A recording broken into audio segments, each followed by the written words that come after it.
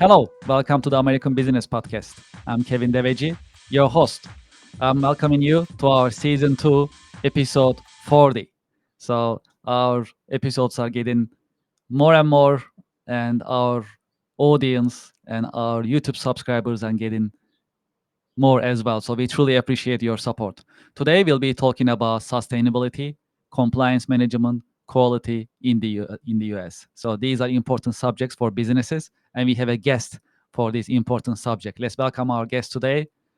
We have, let's see, all right, that's great. So, we have Cem Onus with us from DECRA US. Cem, welcome to the podcast. It's a pleasure to be here. How are you, Kevin?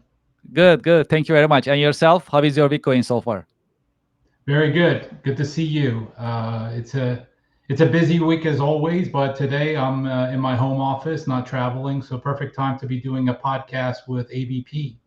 Thank you very much for being with us. We have a lot to cover today and a lot to learn from.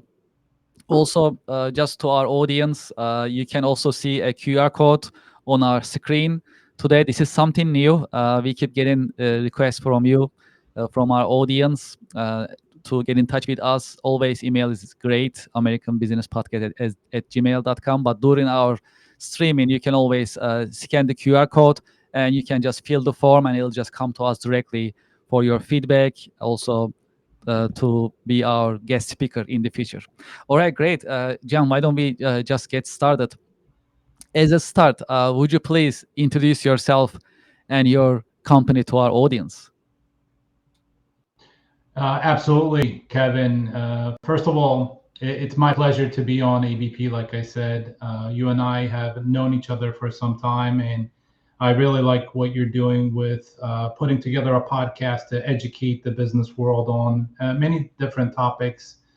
For the audience, my name is Sam Onus. I'm the vice president of our for DECRA. I'm the vice president of our ASI team, that is audit, sustainability, and industrial inspections.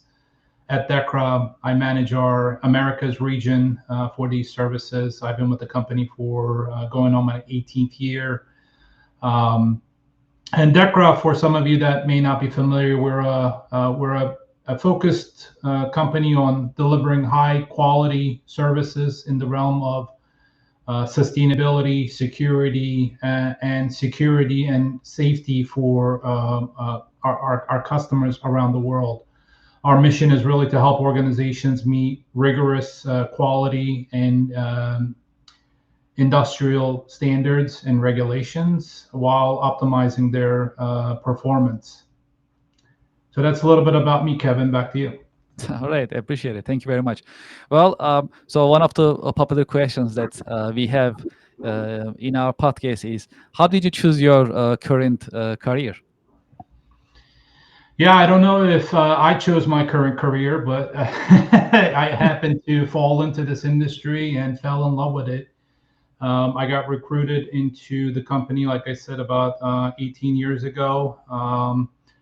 But my background was, in the early days of my career or my life, I started off in manufacturing. I worked for a company that built and continues to build flight simulators in Pennsylvania, a very small manufacturing company that's been around for 50 years. And I started off in their stock room, moved around different positions, and ended up becoming a purchasing manager at the age of 19, 20, so really early in my career.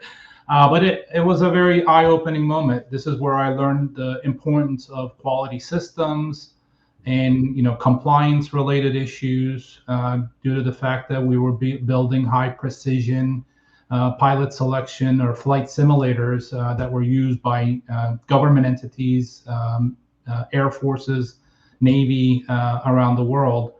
And when I got the recruiting call to the company that I'm currently working with, it was really an eye-opening moment to learn about international standards and to help companies implement rigor within their organization using the certification as a tool. This is ISO certification, your typical ISO 9001 for quality, or the different standards that are out there for environmental or specific industry standards like aerospace or automotive, obviously.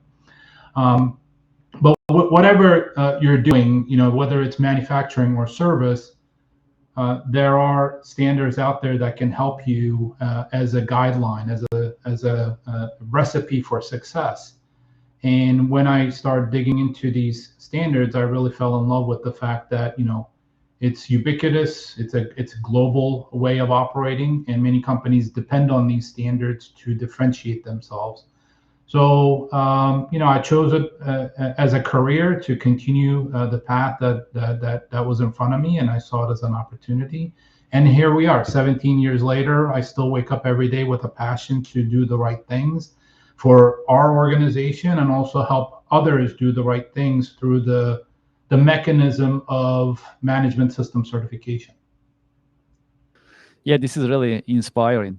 So you have decades of experience, and uh, for our audience to understand a little bit more, if that's okay, can you tell us about your work a little bit more? What are the exciting and challenging parts of your work on daily basis?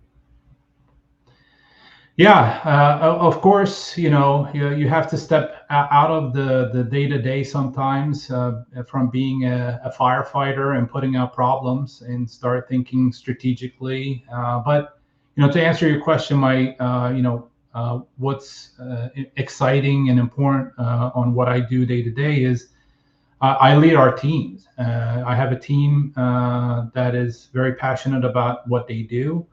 And I lead them to take on new challenges and meeting and exceeding our customer expectations uh, to ensure compliance and regulatory frameworks, and helping the team to be more resilient, building out processes. This really has been, my passion for the last several years, looking at our processes at the core level, rolling up our sleeves as a team, and looking at how do we introduce, digitalization, how do we introduce automation and workflows into what we do, um, to improve our services at the end of the day, to improve how we deliver our services, and also improving the way that we work within our organizations, right? The more tools that we use, the easier our processes are, the more engaged our staff is. And the more engaged our staff is, and the more uh, easier their work is, they can help our customers much more at the end of the day, and be more customer focused, customer oriented. And that's for me, on its own, is incredibly fulfilling. Absolutely. Yeah, this is really, really exciting to know. So let's talk about compliance management and quality management a little bit, if that's okay. Sure. Um, uh, because you have decades of experience, and with DECRA, you are engaging with many different companies, manufacturers, and other companies, organizations, and institutions. Can you tell us about the latest trends in quality management, compliance management, and sustainability? Yeah, absolutely. I remember we did a similar webinar. I guess it was right before COVID or during COVID. Yes, yes, you're right. So a similar topic. One of the biggest trends, obviously, is integration of technology, and it's not new, right? Especially in the U.S. Manufacturing base, the use of technology and using bleeding edge technology has always kept us in a competitive situation globally. But today, it goes without saying that many companies are, pushing towards using AI and machine learning to predict quality issues before they happen, right? And there is also a growing emphasis on sustainability and ensuring that compliance of processes align with environmental and social governance goals. These are also not new, but from where I sit and what I've been looking at, it has significantly accelerated within the last, of course, with AI within the last 3 years. with machine learning, probably last decade or two. And we're seeing that with our organizations that we do business with, right? We have a very broad spectrum of companies that we do business with. It could be a small um, startup that has a great idea but uses international standards to be in compliance and to be in the supply chain of big OEMs or global operators. And also on the other end of the spectrum, we deal with enterprise level customers who are developing high tech, developing high precision manufacturing, and these are very prominent names. Fortune 100, Fortune 500 organizations that use management systems standards, that use training, that use inspections from us. And again, it goes back to doing the right things. And right now, doing the right things seems to be incorporating technology wherever we can. The technology being, in particular, AI, and also making sure that when we introduce technology, we're also looking at what kind of an impact are we having in the environment that we're operating, and making sure that it is conducted in a sustainable fashion. Sustainable meaning we're not making an impact that's detrimental to the neighborhoods that we live in, to the people that we're engaged with, whether they're direct customers or stakeholders that are impacted by our operations. Yes. The follow-up question will be AI. So we talk about AI a lot in our podcast, and it is changing our lives individually as well as in terms of our businesses. So I like to learn about your take. What is your take on AI? So how AI will continue changing our lives? You can link it to your industry as well if you like. That's fine. And also, will AI replace jobs in the future? Great question. AI has been fascinating, and when we're talking about AI in my review, it's having a relationship with ChatGPT and the similar tools that are out there, and what you can do with these relationships. And I call it relationships because it's not another technology, right? It's not a tool that just does one thing. It's a more of an iterative process that we need to get accustomed to.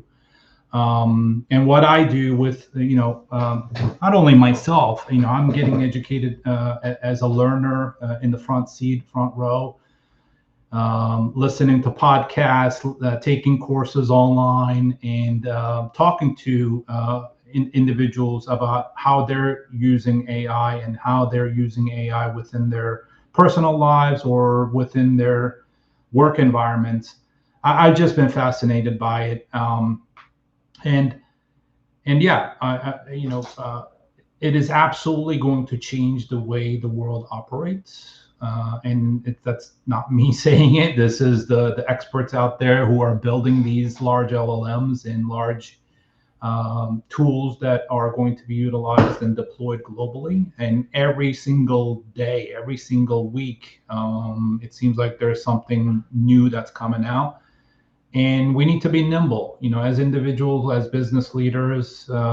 We need to be nimble with regards to what's out there, what's changing, and how do we incorporate what's out there into our day-to-day work in our organizations. So at the end of the day, AI is definitely going to be a huge impact on business, improving efficiencies, reducing errors, and most importantly, providing deeper insights through data analysis, right? We can do data analysis like we've never been able to before. It's in our fingertips, and it's upon us as business leaders to take up this challenge to utilize these tools in different ways to get better information out of the data that's available to us, and to make really quick analysis and decisions in accordance to the data that we have. While AI may not be able to automate some tasks, right? I do believe that it will also create new opportunities and roles for all of us. Technology has always been throughout the decades. Going back to Industrial Revolution, has always been faced with fear that, oh my God, robots are going to take our jobs. And there's that discussion currently, obviously. And yes, there are going to be uh, pockets and areas of skills that are going to be significantly improved upon and somewhat eliminated in a sense. But that's not a bad thing, for us. uh, Simplistically, us humans who are not connected to machines, that is not a bad thing. It gives us the freedom to be more creative. One thing that AI cannot do is the innovation and creativity that humans bring to the table. So if you are not working on tasks that are highly repetitive, highly um, um, you know, less important in a sense, where it can be replicated by an AI bot with very simple, instructions. I think that's better for humanity in the long run. So, I think again, AI will absolutely make a big impact, but it's more about evolving job functions rather than outright replacing them.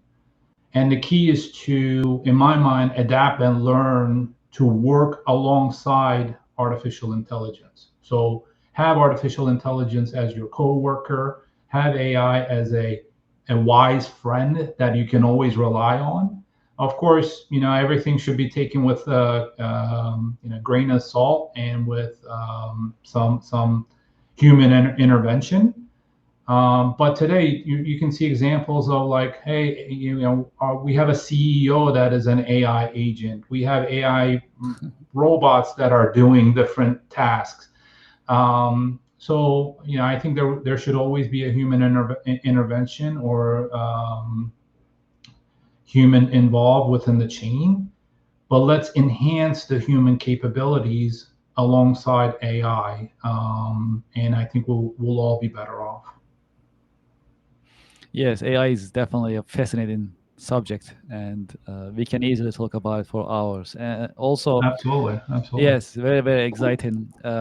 Yeah, and to your point, AI is not new. I been to different education events myself about AI, and they talk about 1950s as a start of AI from the beginning. So that was really also fascinating. Sure. So and to your point about manufacturing, for example, how AI will impact on manufacturing. Will AI really replace everyone? There is going to be just robots making all the manufacturing. Actually, a couple of weeks ago, we had Robert Kaufner from Designtronics Inc., a manufacturer, and he's a fan of robots and bots. So I asked him the same question: will AI replace jobs in manufacturing? His answer was no as well, because humans will always be needed in different forms. Machines cannot take over everything, all the operations. At least right now, we'll see how the future will fall. But then, just nowadays, at least, it's not possible. Also, we actually covered ISO 9001 before in our podcast, and uh, especially on YouTube, we see all the analytics, right, in terms of what our audience actually are really interested, what they are really spending time on, which videos. And ISO 9001 is really a popular subject, especially coupled with quality management and compliance.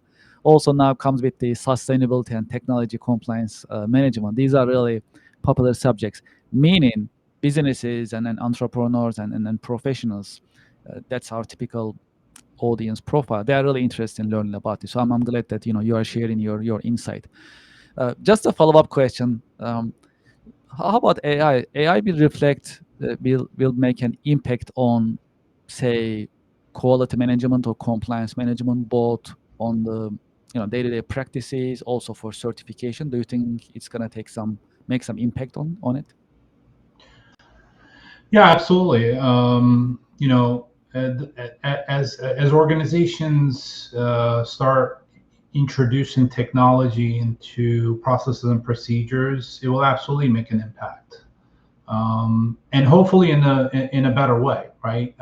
Why do we do audits? It's to ensure that people and processes are working in harmony. You create processes and procedures, and you ideate something in your mind, and then you go out to do it in the real world. And of course, if you have a highly automated process, from beginning to the end, quality control is already baked into the process. But if you're dealing with a legacy manufacturing processes that have been around for sometimes 20, 30, 40 years, which is not unusual, we're introducing technology to older processes and procedures. And so, these older processes and procedures will absolutely benefit from things like IoT, things like data analysis through AI models, and even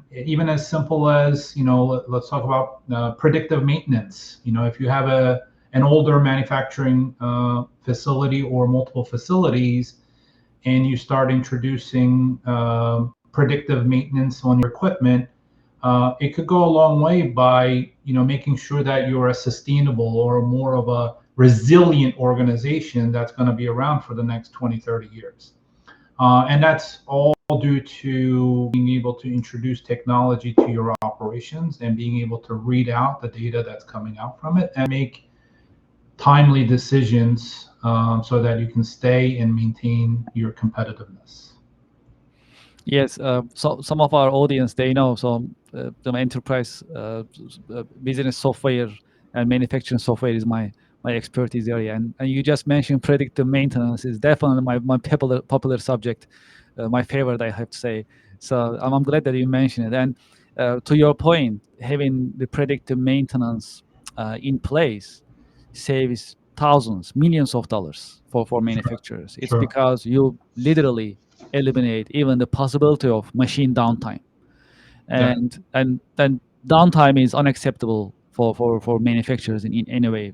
It is because if you cannot deliver your goods in a timely manner, it also costs you. Customers will charge you back, and all of a sudden you are in, not only you are losing money, you are also tarnishing your business reputation in the marketplace. So it's definitely a big no-no. But Absolutely. I'm glad that you mentioned that, and that predictive maintenance conversation is, I believe it's a one podcast itself. So that's really Absolutely.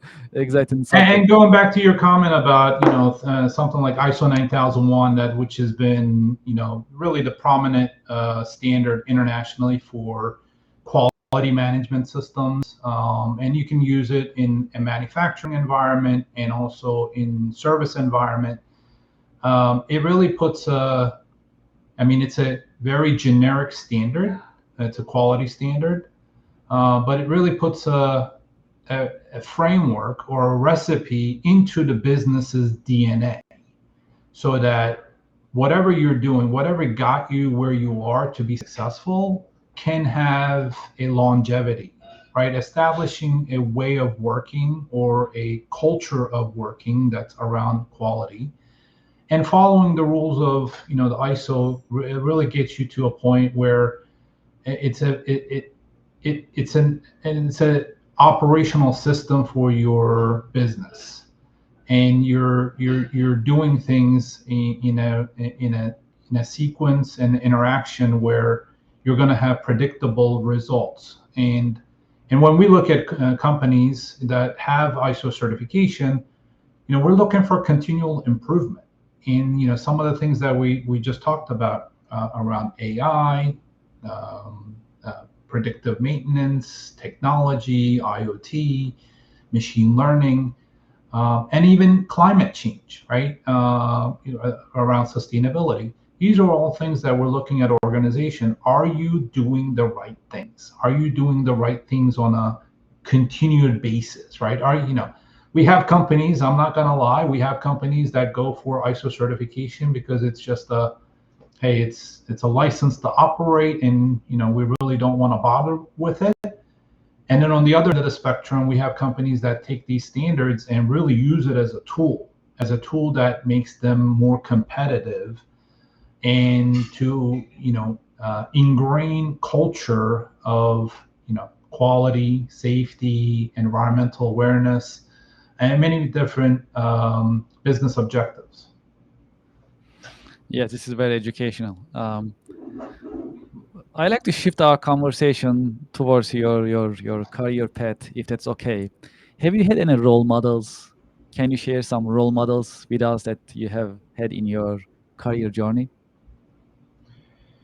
That's a great question, and I've had quite a few role models throughout my career and journey, and some of them are within industry, some of them are outside of the industry, but I also really follow people who teach, people who have written on various topics.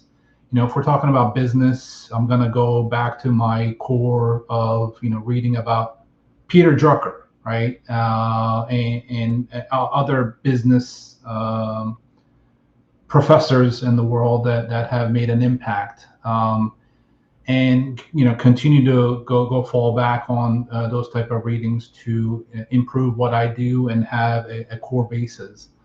But for in general, what I'm looking for is who I admire. It's leaders who prioritize integrity, continuous improvement, and more importantly, innovation. And today, over the holidays, I did finally get to listen to. I didn't read it, but I did get to listen to Elon Musk's book. It was quite a lot, but when you're in the holiday break, it's quite easy to do when you're out for a walk or a run. And I also follow leaders like Sam Altman, right? I mean, if you're not familiar with Sam Altman today, you should be.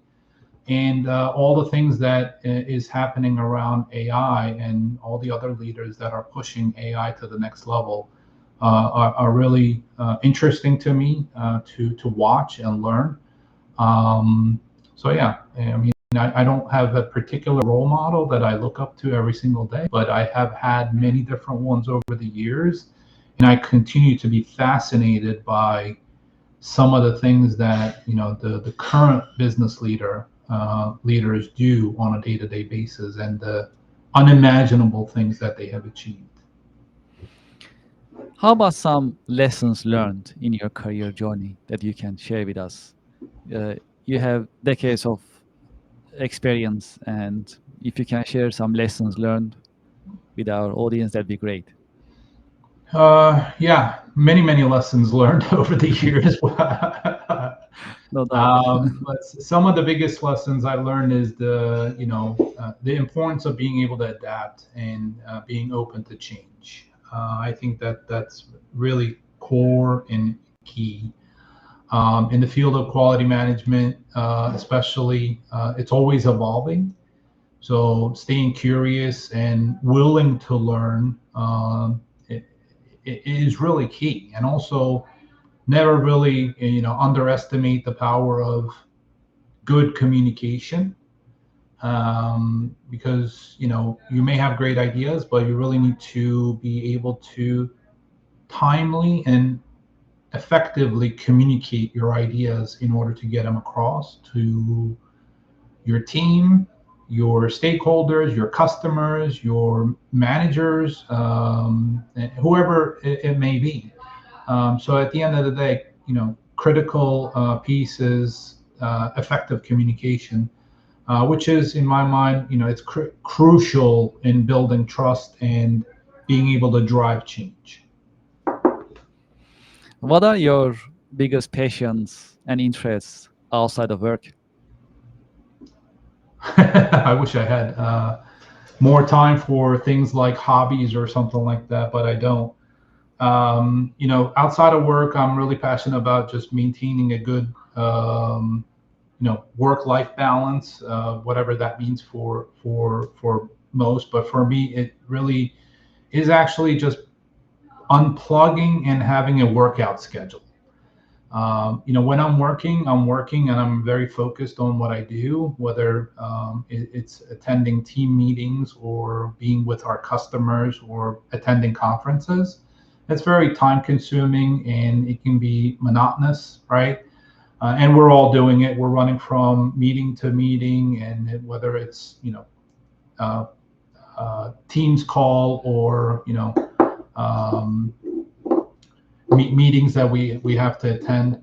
Um, you know, I like to unplug, and when I unplug, I'm usually listening to my podcasts, learning something new. I like LinkedIn Learning. I watch and listen to audiobooks these days because it's really easy to do with technology, right? Just click the download button on a podcast or on a book, and within seconds you have the whole book within your fingertips. And while I'm out for a walk or a run or at a gym, I'm usually listening to something to keep my brain busy and learning something new. And it really helps me stay, balanced and brings fresh perspectives to my personal life and my professional life. Right? It's a really easy way to get ideas and bring them into your environment.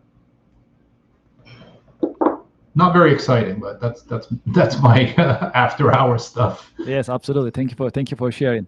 Well, so our full name in our actually podcast is the American Business Podcast for the Next Generation. So sharing educational, informative content with today's and next generation professionals is our key mission actually. So I'm glad that we have this conversation today with you. So it was actually very informative. Also, I like to uh, get your viewpoint and some career advice, if possible, for those who are thinking about getting into certification, quality, or compliance management field or fields, I must say. Do you have any career advice for them? Yeah, great question. Um, it's a general career advice, and it might be a little bit cliche, but my advice would be to just stay curious and proactive. Um, you know, build a strong foundation in the basic systems thinking, whether it's quality or environmental or sustainability, and also be very open to technologies and methodologies that are dominant in those sectors. And last but not least, I think it would be really important for future leaders, people that are, establishing their careers, is networking and finding mentors in the field that you're interested in. Go belong to associations or organizations that are doing something about the particular topic that you have a keen interest in, and get involved. Go show up at those conferences, listen, talk to others who are doing things, and when your time is right, be in front of the room. Educate others on what you have learned within that field, to continue to push the momentum. Right, we're all part of our little village of the world, and we can all contribute with everything that we do. So if you're passionate about something like quality and quality systems or manufacturing or service industry, pick an area that excites you, and then try to stick with it as long as you can to make an impact. I think that's really the bottom line. Find an area that you like, network within that environment, within that business realm, and try to make as much impact as you can as an individual. Before we end our podcast interview, what is the best way for our audience to learn about your organization? Yeah, the easiest is to go on to our website, which is www.dekra, D-E-K-R-A, which is on the screen, dekra.us. We have a variety of different services that we offer to our customers. We talked a lot today about management system certification, but we're also a training organization for management systems. So all of the ISO standards that we talked about, whether it's quality, environmental, or sustainability topics. We do offer training courses throughout the country, whether it's on site at a city near you. I think we're over 20 cities in the country that we offer training. These are in-person trainings to different international standards. We also offer our ISO certification to organizations all across the country. We have a very strong base of very well qualified auditors that can help you improve your business, as well as auditing to the different standards within supply chains. So what we call second-party audits. So it may not be related to any international standards, but you may have a need for, hey, I have a change in my vendor or supplier, and that could be a very hot topic these days. We could be your boots on the ground, eyes and ears for the new suppliers that you're bringing into the fold to make sure that you're doing business with reputable companies that are going to help you continue, delivering the services or the products that you're looking to deliver to your customers. Sam, thank you so much for being with us in your busy schedule. Thank you, Kevin. It was a pleasure. Thank you. Thank you for having me. Pleasure is all mine. Thank you for sharing your wisdom and your professional insights with us, with all of our audience. That's priceless. Thank you so much, and have a great weekend. Thank you very much. Take care. Bye now. Thanks. Well, to our audience and to our listeners, it was another educational podcast episode with Sam Onus with us from DECRA US. And as you learn about some insights about compliance, quality management, as well as sustainability, these are important subjects, very popular subjects as well. That we got some insights. Of course, there are many things to learn about. And when we look at overall, it is important, and we also had a chance to learn from Sam his insight about the impact of AI, especially on businesses. So that was also very educational for us. Well, on our podcast, we just passed 38,000 YouTube subscribers, so we truly appreciate your support. If you haven't done so, please go to our YouTube channel and subscribe. That's American Business. That's American Podcast, American Business Podcast. In YouTube, when you go, you can just type American Business Podcast ABP, and we'll just come to your screen. If you haven't done so, please subscribe. It means a lot to us, and we hear you, we listen to you for that. You can always send us an email. It's easy to get in touch with us. AmericanBusinessPodcast@gmail.com. We also put a QR code right here. You can scan this QR code. It'll bring you a form. You can fill the form. You can share your thoughts, feedback. If you have a subject that you like us to cover, you like us to bring a guest about, you can also send us an email or just scan the code and fill the form. It'll just come to us directly. We are very responsive. We definitely welcome your feedback and your insights with us. What you like to hear, what you like to learn in this podcast. This podcast is for you. That's a business podcast. That's educational, informative, and we look at our podcast as a business community. By subscribing on YouTube, by following our business podcast, you become a part of this business community, the American Business Podcast business community. So we truly appreciate your support in that sense. Would you like to be a guest in our podcast? Do you know someone who would like to be a guest? You can also send us an email, americanbusinesspodcast@gmail.com, or simply you can scan the QR code, fill the form, share your thoughts, tell us who may be a great candidate as a professional, as a guest speaker. We'll be able to be in touch with you. We'll reply, and also we'll follow up, and let's see how it's going to go. Nevertheless, it's very important that we hear from you and we interact. And if you go to our website, americanpodcast.tv, you'll also see our comment schedule, who is actually scheduled to be our guest, who will be interviewed on our podcast. You can also learn more about our podcast as well on our YouTube, on our website. We keep it updated on weekly basis, so it's very important. Also, we have a new sponsor, IPVANISH VPN, and I use IPVANISH as well. It's a solid system. If you are looking for a VPN, IPVANISH is a great choice. I also put their website on the screen. there's a dedicated link that they sent us for us to share with our audience. So if you visit that link, you can get more information. If you need a VPN, you can also subscribe through that link as well. So I just wanted to share it with you and make it available for you for your consideration. Well, great. It was actually another great The American Business Podcast episode. Thank you so much for being with us. As I mentioned earlier, if you haven't done so, please go to our YouTube channel, the American Business Podcast ABP YouTube channel, and subscribe. And we truly appreciate your support. I'm looking forward to seeing you at our coming The American Business Podcast episode. Thank you very much and have a great day.